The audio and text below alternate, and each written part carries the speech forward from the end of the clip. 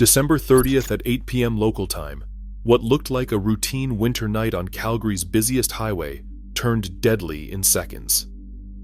A sudden blast beneath 16th Avenue Northwest sent a geyser of water rocketing skyward, swallowing cars, trapping drivers, and transforming the Trans-Canada Highway into a raging river.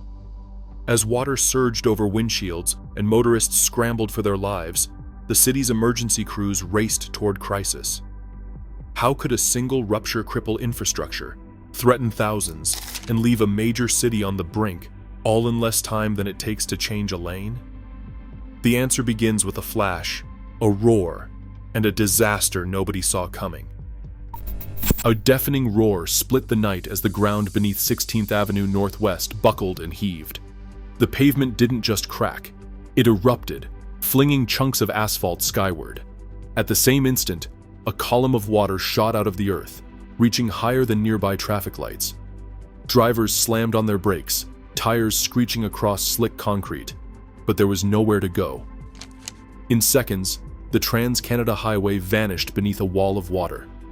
Engines stalled, headlights flickered.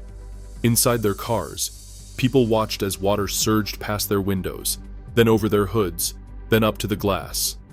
Some tried to reverse, only to feel their vehicles lurch backward, swept by the current. Horns blared, doors jammed, panic rising as the water kept coming.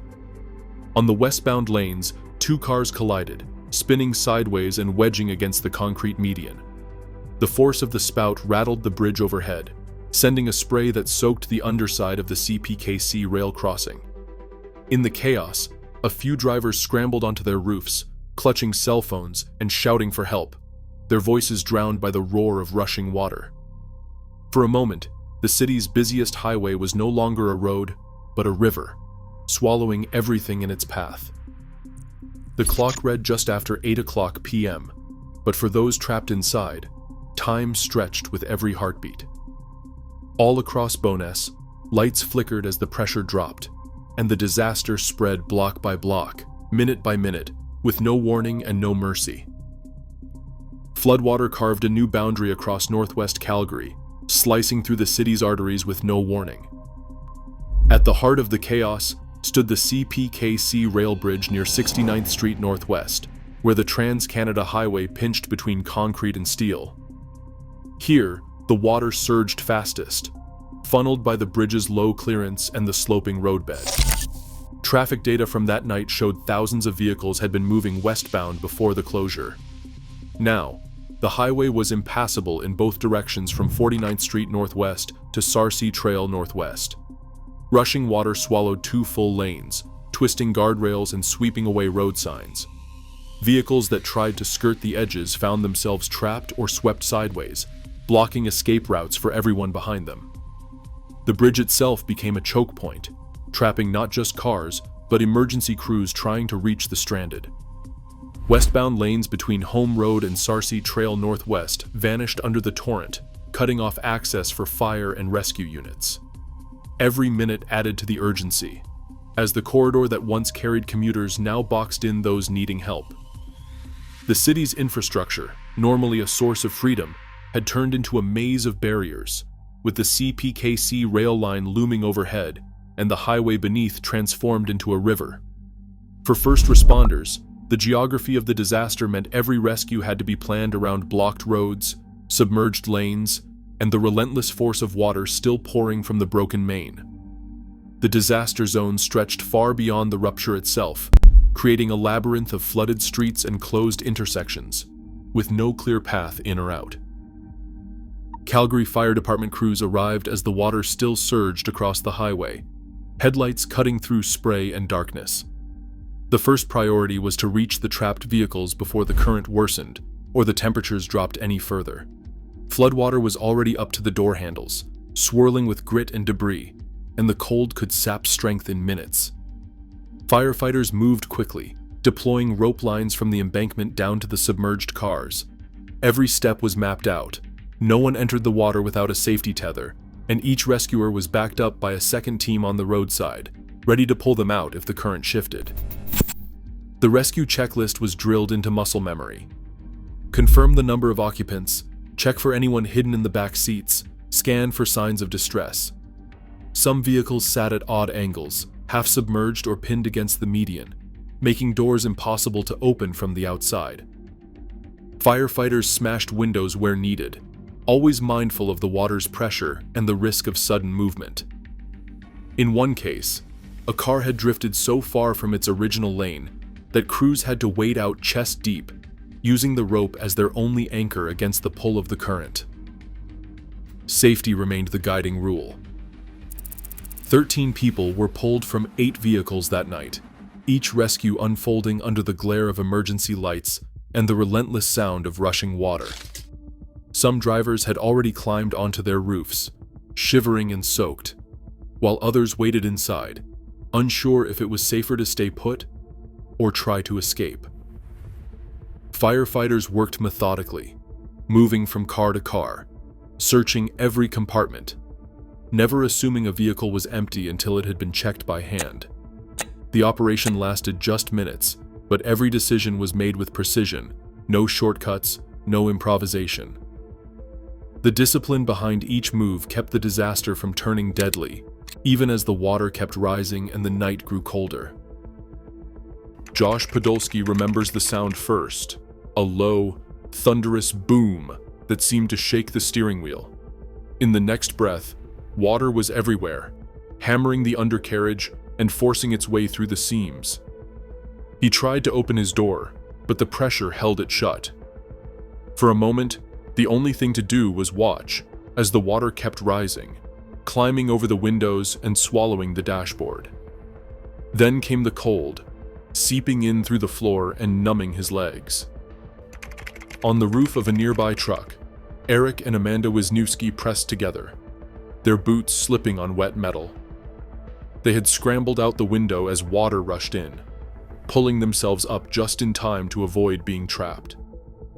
The current tugged at the truck, rocking it side to side, but the couple held on, shivering in the December air, waiting for help to arrive.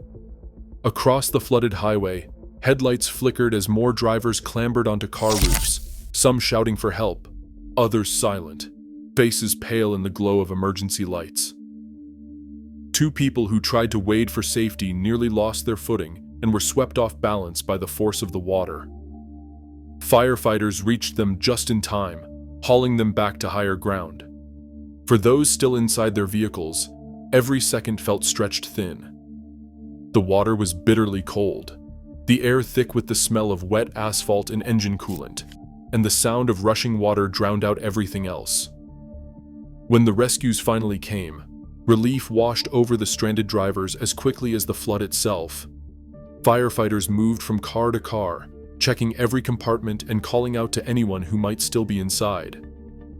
One by one, survivors were led or carried to safety, wrapped in blankets, their breath visible in the night air.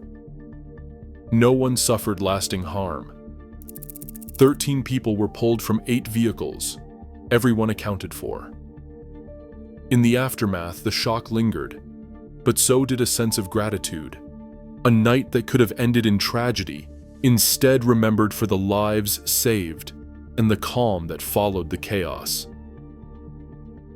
Within minutes of the rupture, Calgary's municipal emergency plan was activated. The Emergency Operations Center, known as the EOC, stood up immediately, drawing in leaders from fire, police, water services, and public health. The incident was officially classified as catastrophic, the highest severity level under city protocols. That designation triggered a unified command structure, giving incident commanders clear authority to coordinate every aspect of the crisis. At the EOC, decision-makers gathered around live maps and status boards, tracking the spread of flooding, the number of rescues, and the neighborhoods losing water pressure. Protocols shaped every move. The EOC's activation meant all agencies followed the same chain of command, with situation reports flowing up to a central incident commander. Orders went out. Close Highway 1 in both directions between 49th Street Northwest and Sarcee Trail Northwest. Reroute emergency vehicles and deploy water wagons to affected neighborhoods. The EOC also directed public communications, issuing boil water advisories for Parkdale, Montgomery, Point McKay, and West Hillhurst, and enacting Stage 4 water restrictions citywide. Every hour, the EOC coordinated with field teams to assess new risks: rising water in bowness, pressure drops in outlying communities, and the safety of crews working near the broken main.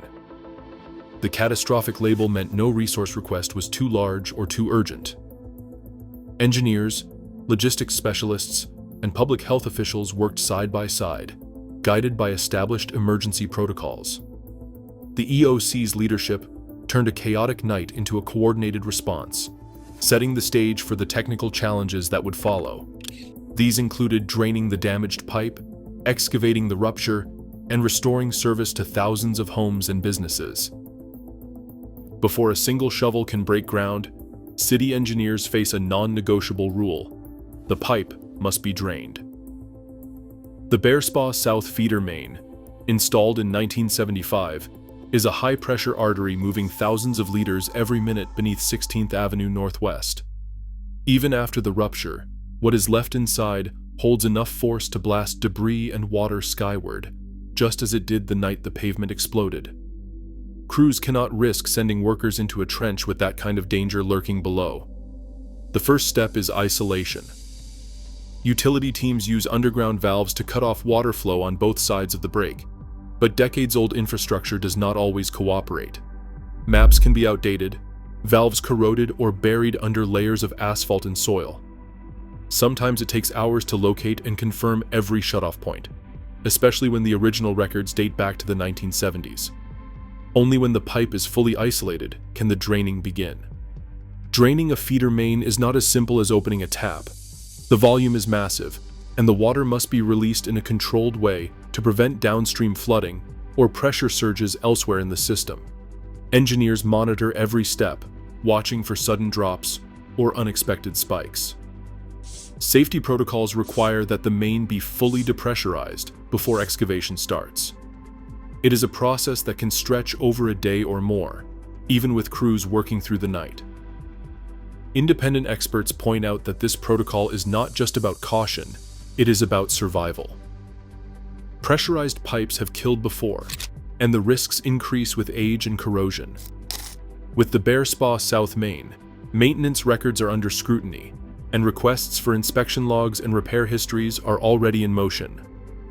Every hour spent draining the pipe is an hour without water for thousands, but skipping steps could turn a disaster into a fatality. For now, the city waits, the pipe drains, and the timeline for repairs remains at the mercy of physics and history. Thousands of Calgarians woke up to a city under strict orders. The rupture left about 2,000 homes and 100 businesses without running water. For many more, the tap still flowed, but every drop was rationed by emergency decree. Stage 4 water restrictions took hold across the city, and outdoor use was banned outright. No backyard rinks, no snowmaking, no car washes. Inside, every routine was cut to the bone. Showers were limited to under 3 minutes. Toilets were flushed only when absolutely necessary. Dishwashers and laundry were run only with full loads. Pools and recreation centers slashed their water use, closing some facilities and scaling back hours. In the hardest-hit neighborhoods, Parkdale, Montgomery, Point McKay, and West Hillhurst, a boil water advisory went into effect. Residents were told to bring all tap water to a rolling boil for at least 1 minute before drinking, brushing teeth, or washing food. Notices went door to door, and city alerts flashed on every device. The advisory covered about 3,100 homes, and nobody knew how long it would last. For those without water at all, relief came in the form of water wagons. These mobile tanks rolled into affected communities, parking at schools, community halls, and major intersections. Residents lined up with jugs and buckets, filling them in the cold December air. Each wagon carried enough for hundreds of families, but supplies had to be stretched carefully, with crews rotating locations to cover as much ground as possible. Staff from the city and partner agencies kept the wagons running from dawn to dusk, making sure nobody was left stranded. The restrictions did not stop at the city limits. Airdrie, Chestermere, Strathmore, and Tsuut'ina Nation all felt the pinch, their own water supplies tied to Calgary's system. The municipal emergency plan remained in force. For households and small businesses, the rules were not just suggestions, they were a lifeline, the only way to keep the system from running dry before repairs could even begin.